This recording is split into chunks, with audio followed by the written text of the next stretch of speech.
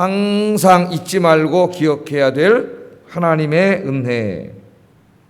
우리 모두는 하나님의 크신 은혜 가운데 하루하루 살고 있습니다. 그래서 우리 그리스도인들이 늘 고백해야 될 고백은 우리의 삶은 다 하나님의 은혜입니다. 하나님. 맞습니까? 우리의 삶은 다 하나님의 은혜. 이번 한 주간도 힘들고 어려운 가운데서도 하나님의 은혜로 하나님이 붙잡아 주시고 이 시간까지 인도해 주신 줄로 믿습니다.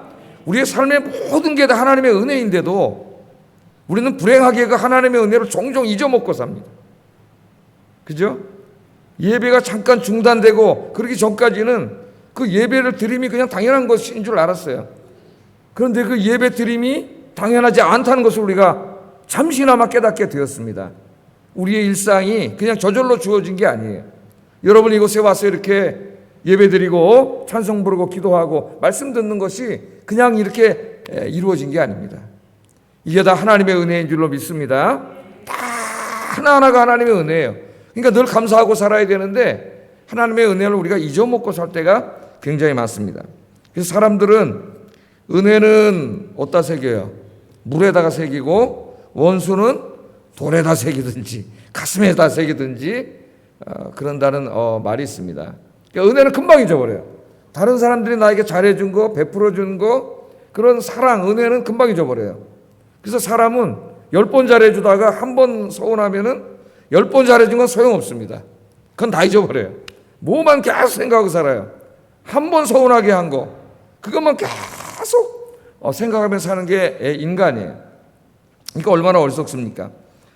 오래전에 미시시피 강을 건너던 한 여객선이 침몰했습니다. 그 사람들이 막 물에 빠지고 이런 일이 벌어졌는데 마침 그 배 수영선수가 한 명 타고 있었어요. 그래서 이 수영선수가 그 빠진 사람들 한 명 한 명 막 열심히 혼신을 다해서 막 자기 목숨을 걸고 건져놓고 또 와서 또 한 명 건지고 이래가지고 우리 10여 명을 생명을 구했어요. 10여 명의 생명을 구했다고 합니다. 그리고 이제 한 10년 정도의 시간이 지났다래. 10년의 세월이 지나서 무슨 특집을 다루느라고 기자가 찾아와서 이제 이 수영선수에게 물어봤다는 거예요. 그날 그 사건 이후에 10년 동안 가장 인상 깊었던 일이 뭡니까? 그렇게 물어봤다는 겁니다. 그러니까 이 수영선수가 하는 말이 이렇게 대답을 했대요. 제가 구해진 10명의 10여 명의 사람들 중에서 감사를 표현한 사람은 단 한 사람도 없었습니다. 자기 생명을 걸고 물에 빠진 사람 10여 명을 구해줬는데 10년 동안 찾아와서 감사하다고 한 사람이 한 명도 없었다는 거예요. 그런 얘기는 성경에도 나오죠.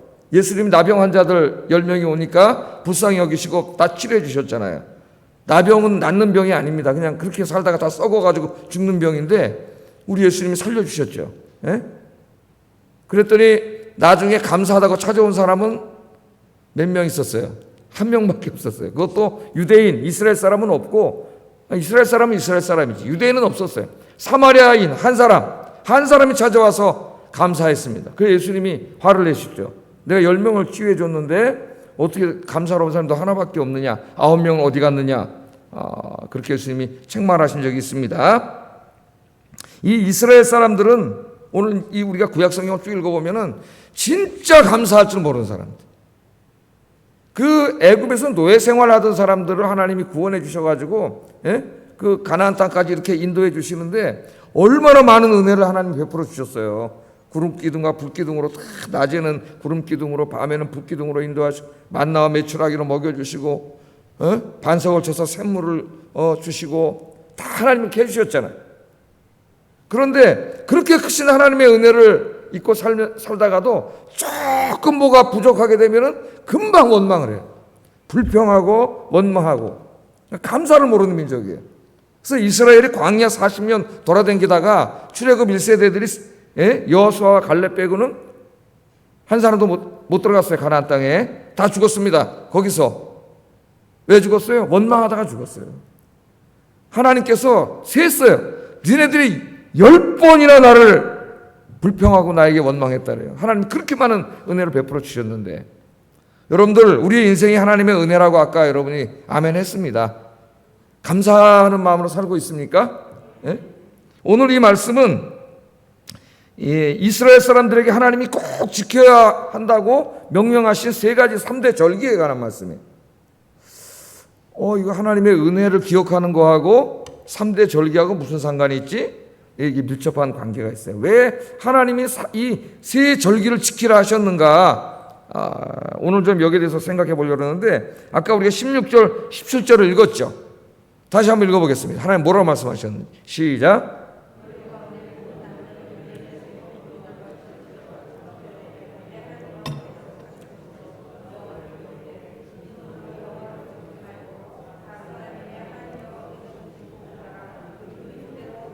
아멘. 자, 왜 하나님께서 이 3절기를 지키라 하셨을까? 도대체 이 3절기는 어떤 의미가 있을까? 오늘 우리가 좀 그걸 생각해 봐야 되고, 신약 시대를 살아가는 우리들이 이스라엘의 율법에 기록된 이 절기들을 어떤 방식으로 지켜야 되는가? 이런 것도 오늘 좀 생각해 보려고 합니다. 이 율법에 기록된 말씀을 우리가 읽고 적용할 때는 신약 성경과 연관 속에서 우리가 항상 생각을 해봐야 돼요. 여러분, 사도 바울이 이 하나님의 말씀을 가르칠 때에 골로새 교회에 보내는 편지에서 이런 말을 했습니다. 골로새서 2장 16절, 17절 한번 읽어보겠습니다. 시작. 그러므로 먹고 마시는 것과 절기나 초하루나 안식일을 이유로 누구든지 너희를 비판하지 못하게 하라. 이것들은 장래 일의 그림자이나 몸은 그리스도의 것이니라. 그렇게 말씀을 하셨어요. 바울은 율법에 있는 이런 날들, 절기들을 지키는 것을 초등학문이라 그렇게 말하면서 그리스도인들은 이런 초등학문에서 죽었다, 그렇게 말을 합니다.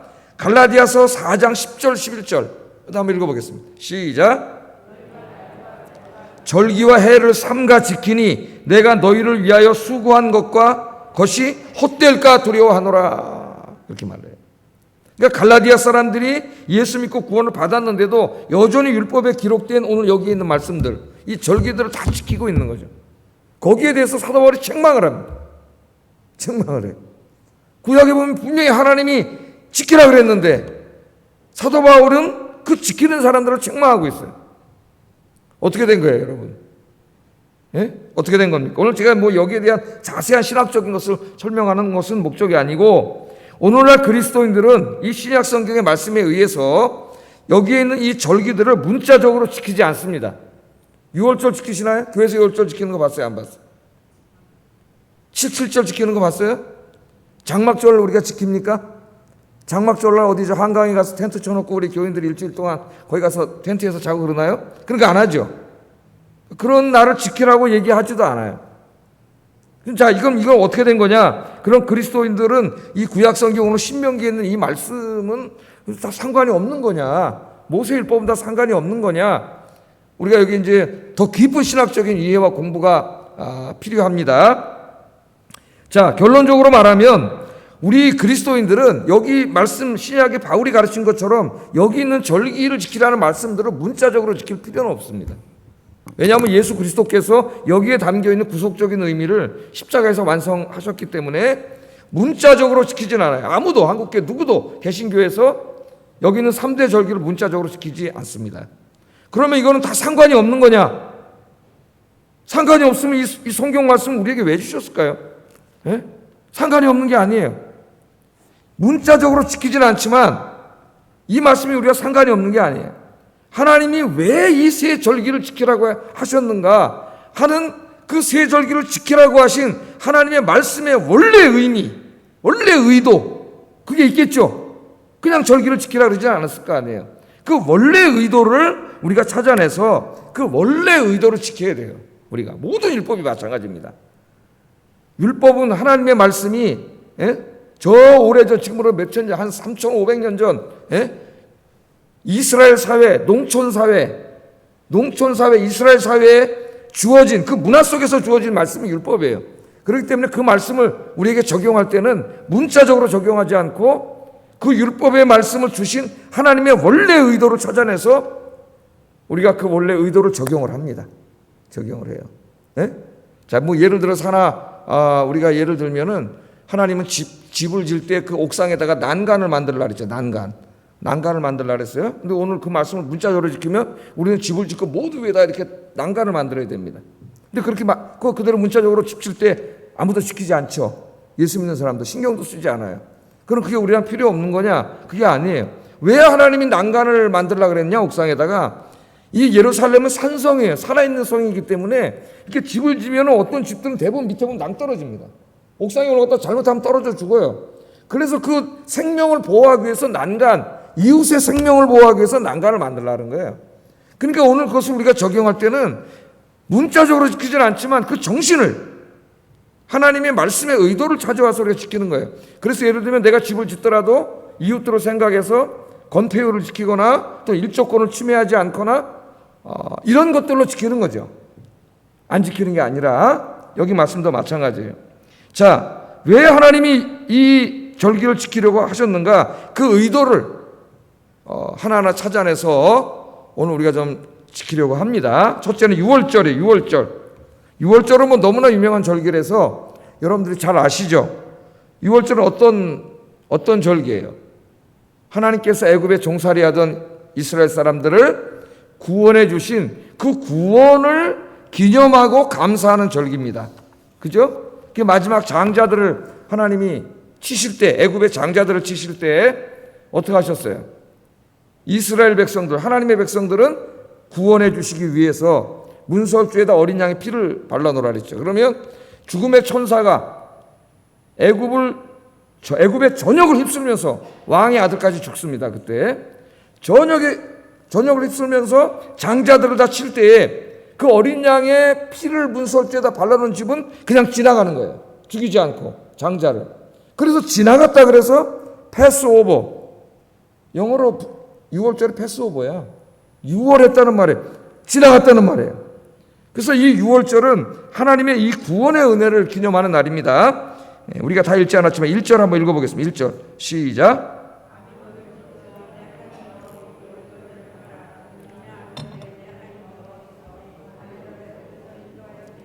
아멘. 여기 지키라 그러면서 뭐라 그래요? 네 하나님 여호와께 6월절을 행하라. 이는 아비벌에 네 하나님 여호와께서 밤에 너를 애굽에서 인도하여 내셨습니다. 그래서 6월절을 지키라는 것은 하나님이 애굽에서 종살이하던 그들을 구원해 주신 그 구원의 은혜를 지키라는 거예요. 왜 지킬까요? 사람들이 잊어먹고 살아. 자기들이 옛날에 애굽의 종이었는데 하나님께서 자신들을 구원해 주셨다는 이 놀라운 구원의 은혜를 잊어먹고 살기 때문에 그 은혜를 잊지 않게 하기 위해서 하나님은 1년에 한 번씩 그 날을 6월절이란 절기를 만들어 놓고 그 날을 지키게 하신 거예요. 일주일씩. 그럼 그 6월절마다 이스라엘 백성들이 뭘 할까요? 모여서 6월절을 지키면서 하나님이 하라고 한 대로 그 말씀 하나하나 지키면서 예배를 드리고 과거 역사 속에 자기들을 구원하신 하나님의 구원의 은혜를 생각하면서 묵상하면서 어떻게 하겠어요? 감사하는 거죠. 감사 찬양과 예배를 드리는 거예요. 그러니까 우리는 6월절 지키지 않습니다. 그러나 우리는 6월절을 지키라는 말씀의 의미를 찾아야 돼. 우리는 어떻게 6월절을 지켜요? 문자적으로 지키지 않지만 하나님께서 우리를 구원하신 이 구원의 은혜에 감사하는 게 6월절이에요. 예수님이 6월절 어린 양으로 죽으셨죠. 예? 6월절 어린 양으로 죽으셨어요. 금요일날 십자가에 달려 돌아가셨다가 주일날 부활을 하셨습니다. 그래서 우리의 구원을 완성해 주셨어요. 그러므로 우리의 6월절은, 우리의 영적인 6월절은 주일날이라 할 수가 있어요. 주일날. 그래서 우리는 주일날마다 모든 하던 일을 내려놓고 하나님 전에 나와서 모여서 하나님을 예배하고 찬송하면서 뭘 기억하는 거예요?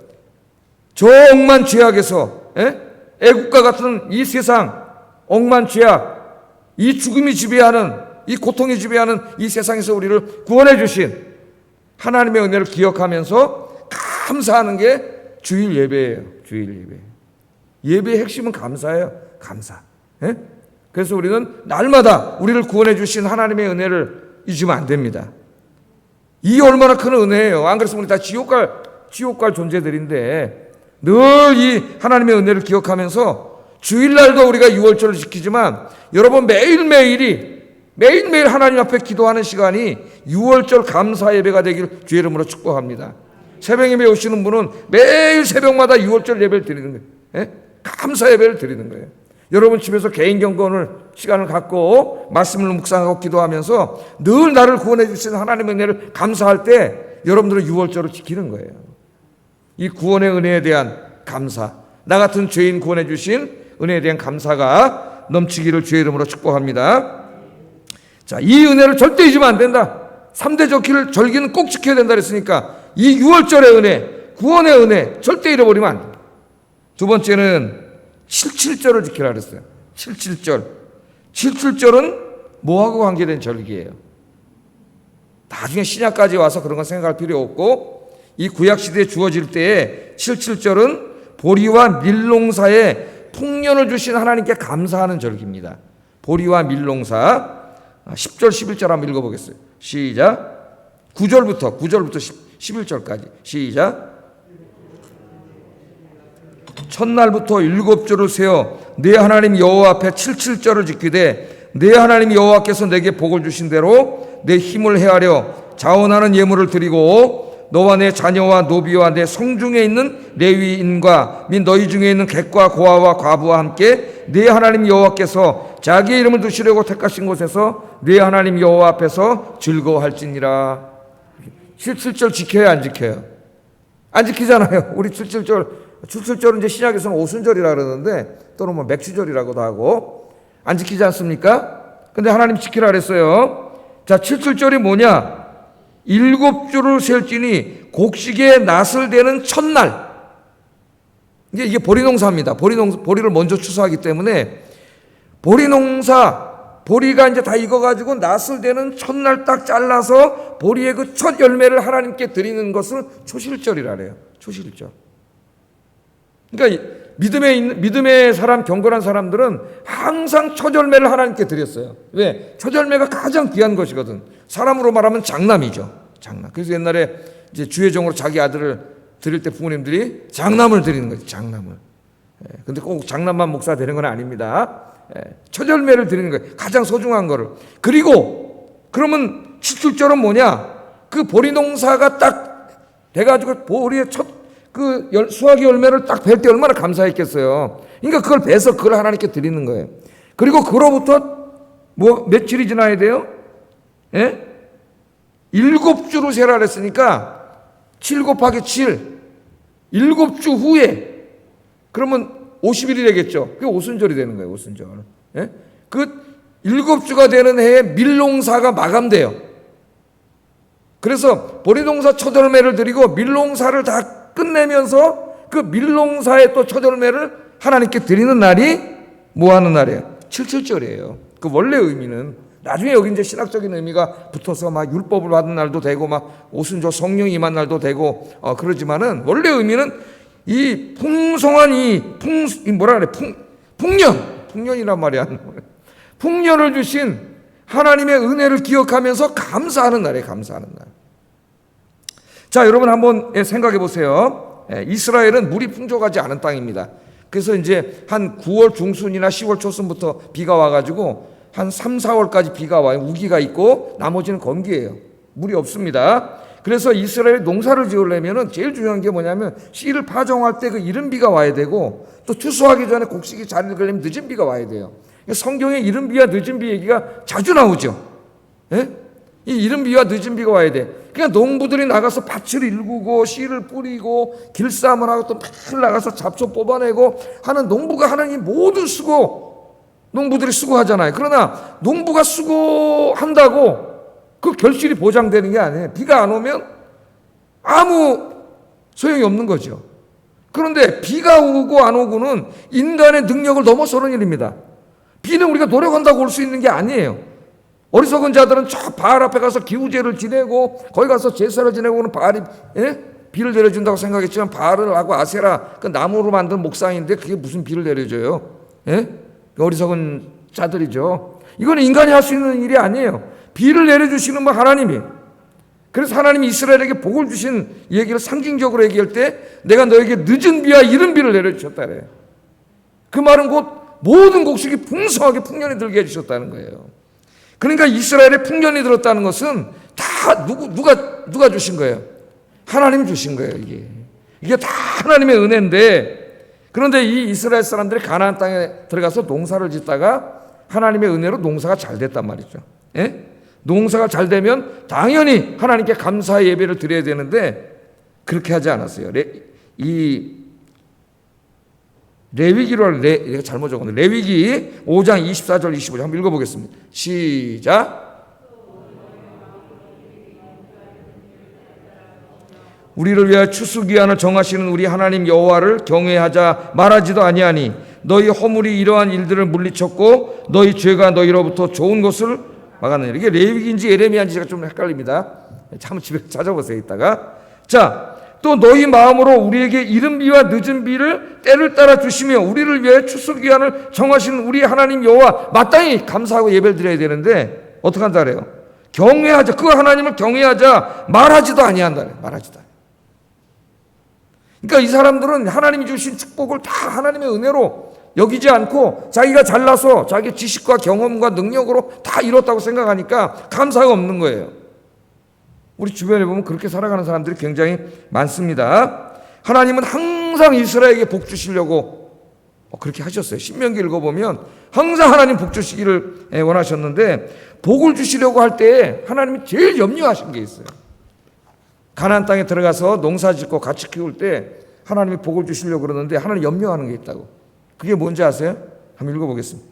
신명기 8장 12절 14절 시작.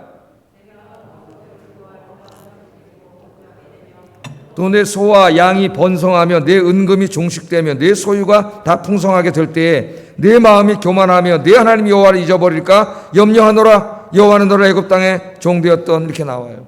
그러니까 그 땅에 들어가서 우양이 잘 되고 집도 좋은 집 생기고 은금도 많아지고 소유가 많아지고 부자가 됐을 때에 하나님 걱정하는 게 뭐예요? 그렇게 부자가 되고 세상 일이 잘 될 때 제일 찾아오는 위험이 뭐예요? 하나님을 잊어버리는 거예요. 왜? 거기에 빠져가지고 그것을 주신 하나님을 잊어먹고 하나님이 주신 것들을 하나님으로 여기는 거예요. 그런 게 얼마나 많습니까? 또 신명기 8장 17절 18절 읽어보겠습니다. 하나님 뭘 염려하시는지 시작. 내가 이 재물을 얻었다 말할 것이라 내 하나님 여호와를 기억하라. 그가 내게 재물 얻을 능력을 주셨느니라. 그걸 다 얻은 다음에 뭐라 그래 이 사람들이? 내 능력과 내 손의 힘으로 내가 이 재물을 얻었다. 사람이 교만해지잖아요. 그래서 사업을 해서 돈을 많이 벌고 큰 집을 사고 재산이 많아지면 사람들의 목이 곧아져요. 굉장히 교만해집니다. 왜 교만해질까요? 지가 잘나서 그걸 다 얻었다고 생각하는 목이 뻣뻣해지는 거예요.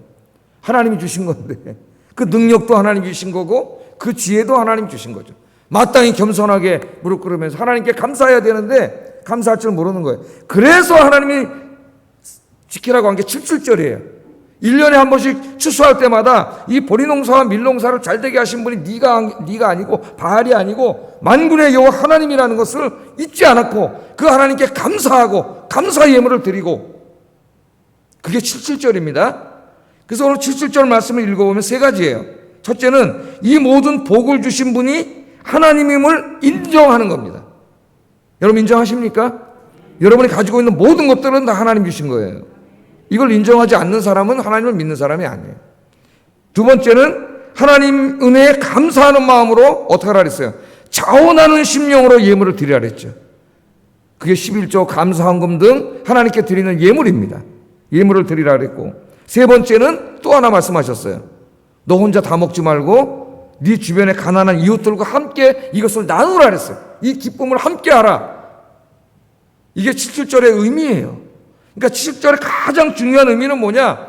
오늘날 내가 먹고 살게끔 된 이 모든 이 것들은 다 하나님이 주신 거라는 거야. 하나님이. 내 직장도 내 돈도 내 집도 내가 가진 모든 것은 다 하나님이 주신 것이라는 것을 인정하고 그래서 그 하나님께 감사하고 하나님께 감사 예물도 드리고 11조도 드리고 어려운 이웃들에게 나누어 주고 그게 맥주절의 핵심입니다.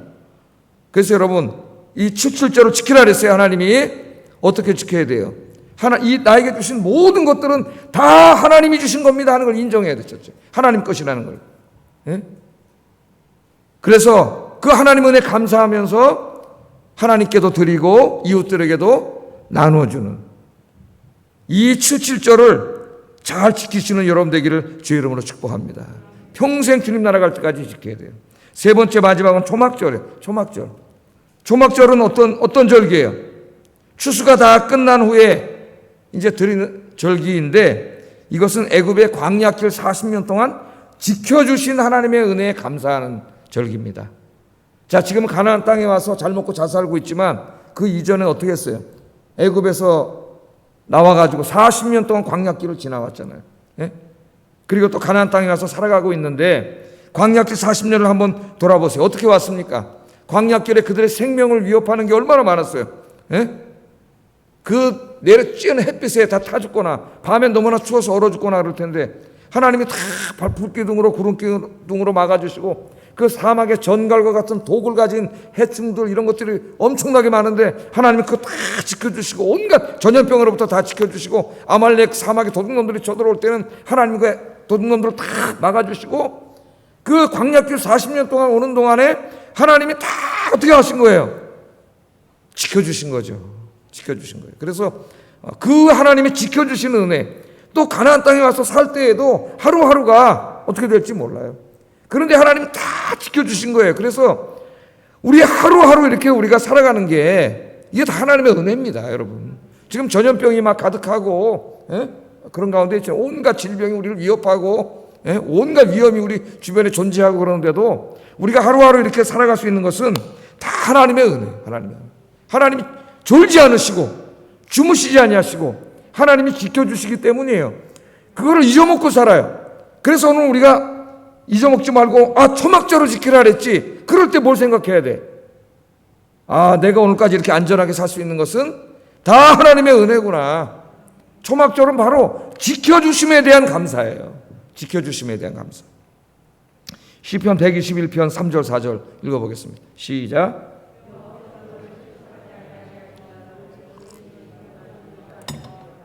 이스라엘을 지키시는 이는 졸지도 아니하시고 주무시지도 아니하시리로다. 아멘. 하나님 여러분 지켜주고 계세요. 매일매일 지켜주시고, 여러분 아이들, 어린 자녀들 학교에 가고 유치원 가고 하나님이 다 지켜주시는 거예요. 밤중에 우리는 자지만 하나님은 주무시지 않고 졸지 않고 다 지켜주시는 거예요. 이 시편 121편을 읽으면 그래서 어떻게 돼요? 집을 나가고 들어오고 모든 과정을 하나님이 다 지켜주심을 고백하고 감사하는 노래가 시편 121편입니다, 여러분. 이게 진짜 신앙이죠. 이 사람은 매일 초막절을 지키고 있는 거죠. 가서 뭐 장막을 치고 이런 건 안 하지만 늘 마음에 초막절을 지키고 있는 거예요. 다윗은 시편 23편 4절에 이렇게 고백했습니다. 내가 사망의 음침한 골짜기로 다닐지라도 해를 두려워하지 않을 것은 주께서 나와 함께 하심이라. 주의 지팡이와 막대기가 나를 안위하시나이다. 안위하신다는 말, 지켜준다는 말이죠.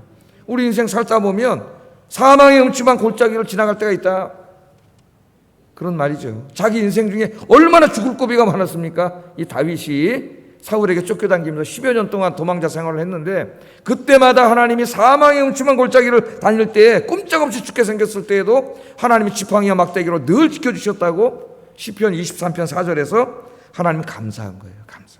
그러니까 이게 진짜 신앙이에요. 진짜 신앙이에요. 오늘 여기까지 오도록, 이 금요기도 이 시간까지 오도록 지켜주신 분이 누구예요? 하나님이시고, 오늘 하루도 지켜주신 분이 하나님이시고, 여러분 주님 나라 갈 때까지, 이 세상에서 다 살다가 주님 앞에 갈 때까지 지켜주실 분도 하나님이신 줄로 믿습니다. 이걸 우리가 깨달으면 매일매일 우리는 초막절을 지키게 돼요. 그래서 사실 우리가 하나님 앞에 무릎 꿇고 기도할 때 우리는 6월절도 지키게 되고, 7.7절도 지키게 되고, 초막절도 지키는 거예요. 늘 감사가 있어야 돼요, 여러분. 감사하면 지키는 거예요. 기도할 때 이렇게 기도하세요. 하나님, 나 같은 죄인을 구원해 주신 하나님의 은혜 감사합니다. 내가 오늘날 힘든 가운데서도 직장을 주시고, 이렇게 먹고 살게 해주시고, 이렇게 살 수 있는 집도 주셔서 하나님 감사합니다. 그러면서 6월절 지켰고 7.7절 지켰어요. 이 전염병이 가득한 이 세상 속에서도 졸지 아니하시고 주무시지 아니하시고 매 순간순간마다 우리를 지켜주신 거 감사합니다. 그러면 여러분 초막절을 지킨 거예요. 여러분 개인 경건 시간마다, 기도 시간마다 감사기도를 하세요. 감사기도. 네? 잊지 마세요. 늘 감사기도 하면은 오늘 우리가 읽은 16절, 17절 말씀이 자동으로 돼요. 다시 한번 읽어보겠습니다. 시작. 모든 남자는 1년에 3번 곧 무교절과 7.7절과 초막절에 네 하나님 여호와께 택하신 곳에서 여호와를 배웁되 어떻게 한다고요? 빈손으로 여호와를 배웁지 말고 각 사람이 네 하나님 여호와께서 주신 복을 따라 그 힘대로 드릴지니라. 아멘. 그래서 이런 사람들은 늘 감사가 넘쳐. 예? 늘 하나님 앞에 아무리 드려도 더 드리고 싶고 또 드리고 싶고 헌신하고 싶고 늘 감사하고 이 세 가지 은혜를 기억할 때 그렇게 된다는 거예요. 이게 정말 복받은 사람의 모습입니다. 오늘 이 기도의 시간에 오신 여러분들이 이 세 가지 절기를 늘 기억하면서 이게 하나님의 은혜거든요.